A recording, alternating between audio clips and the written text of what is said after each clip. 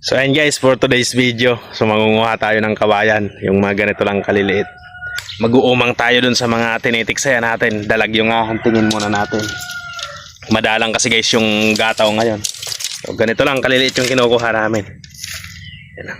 Ayan, ganyan lang kaliliit yung kinukuha namin. So para madalian.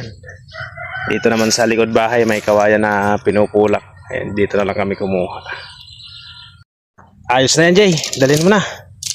Madami na yan, 40 piraso. Siguro naman kakahuli kahit na papano. Number 10. Kung pupwede na po ba yan sa dalag, ito yung kinuha kong kawayan. So bala kong iumang mamayang gabi. Ganito lang siya kaliit. Guys, pa-comment naman kung pwede na to sa dalag. Parang maliit to. Yan o. Yan o.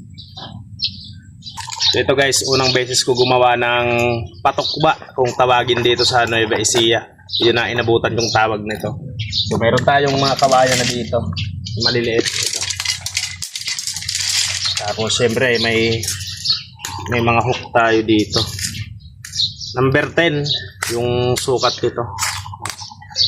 Sa tingin ko nga medyo maliliit pa eh. Dapat yata medyo mataba pa ng konti yung na-order. Gamitin natin sir. Pero sayang naman kung hindi natin gagamitin kaya ikabit na natin ito. May tali na rin tayo. So pinaglumaan ko na to. Yung dati kong tali braided sa pantiksay. Ito yung hook natin guys. May plies tayo. Iniipit lang natin ang ganyan para hindi delikado. Lapit mo dito yung camera mo. Kuha tayo isang tali.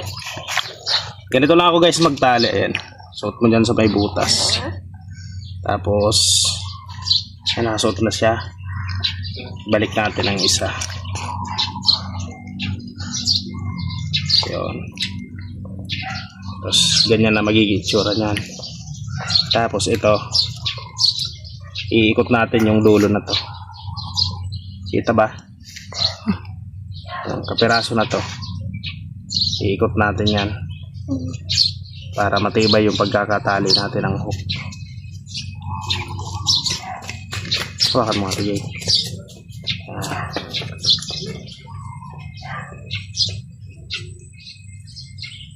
Ay.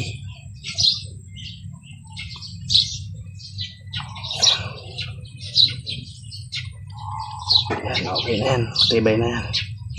Putulin lang natin yung sobrang konti.